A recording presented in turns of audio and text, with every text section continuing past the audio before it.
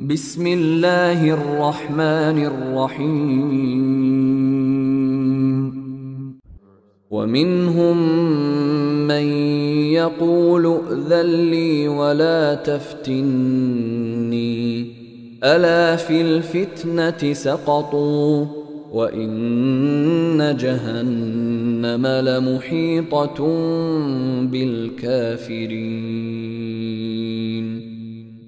আর তাদের কেউ বলে, আমাকে অব্যাহতি দিন এবং পথভ্রষ্ট করবেন না।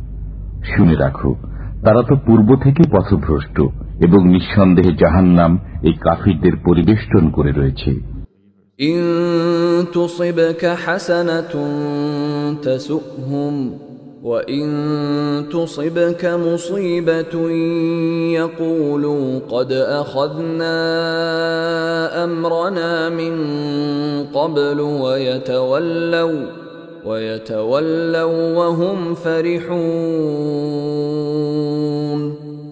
আপনার কোনো কল্যাণ হলে তারা মন্দবোধ করে এবং কোনো বিপদ উপস্থিত হলে তারা বলে, আমরা পূর্ব থেকেই নিজেদের কাজ সামনে নিয়েছি, এবং ফিরে যায় উল্লসিত মনে। قُل لَّن يُصِيبَنَا إِلَّا مَا كَتَبَ اللَّهُ لَنَا هُوَ مَوْلَانَا وَعَلَى اللَّهِ فَلْيَتَوَكَّلِ الْمُؤْمِنُونَ। আপনি বলুন, আমাদের কাছে কিছুই পৌঁছবে না, কিন্তু যা আল্লাহ আমাদের জন্য রেখেছেন তিনি আমাদের কার্যনির্বাহক। আল্লাহর উপরই মুমিনদের ভরসা করা উচিত। قُلْ هَلْ تَرَبَّصُونَ بِنَا إِلَّا إِحْدَى الْحُسْنَيَيْنِ وَنَحْنُ نَتَرَبَّصُ بِكُمْ أَن يُصِيبَكُمُ اللَّهُ بِعَذَابٍ مِّنْ عِندِهِ أَوْ بِأَيْدِينَا فَتَرَبَّصُوا إِنَّا مَعَكُمْ مُتَرَبِّصُونَ। আপনি বলুন, তোমরা তো আমাদের জন্য দুকল্যাণের একটি প্রত্যাশা করো, আর আমরা প্রত্যাশায় আছি তোমাদের জন্য যে আল্লাহ তোমাদের আযাব দান করুক নিজের পক্ষ থেকে অথবা আমাদের হস্তে। সুতরাং তোমরা অপেক্ষা করো, আমরাও তোমাদের সাথে অপেক্ষমান।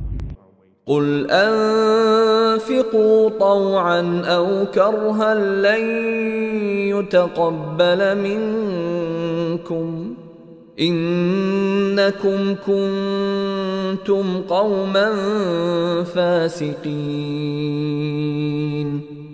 আপনি বলুন, তোমরা ইচ্ছায় অর্থ ব্যয় করো বা অনিচ্ছায়, তোমাদের থেকে তা কখনো কবুল হবে না। তোমরা নাফরমানের দল। وَمَا مَنَعَهُمْ أَن تُقْبَلَ مِنْهُمْ نَفَقَاتُهُمْ إِلَّا أَنَّهُمْ كَفَرُوا بِاللَّهِ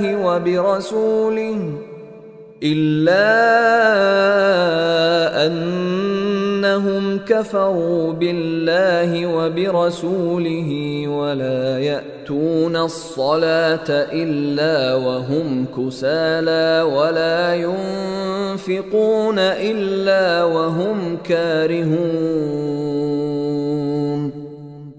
তাদের অর্থ ব্যয় কবুল না হওয়ার এছাড়া আর কোনো কারণ নেই যে তারা আল্লাহ ও তার রাসূলের প্রতি অবিশ্বাসী।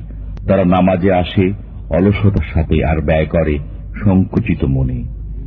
فَلَا تُعْجِبْكَ أَمْوَالُهُمْ وَلَا أَوْلَادُهُمْ إِنَّمَا يُرِيدُ اللَّهُ لِيُعَذِّبَهُم بِهَا فِي الْحَيَاةِ الدُّنْيَا وَتَزْهَقَ أَنفُسُهُمْ وَهُمْ كَافِرُونَ। সুতরাং তাদের ধন সম্পদ ও সন্তান সন্ততি যেন আপনাকে বিস্মিত না করে। আল্লাহর ইচ্ছা হল এগুলো দ্বারা দুনিয়ার জীবনে তাদের আযাবে নিপতিত রাখা এবং প্রাণ বিয়োগ হওয়া কুফরি অবস্থায়।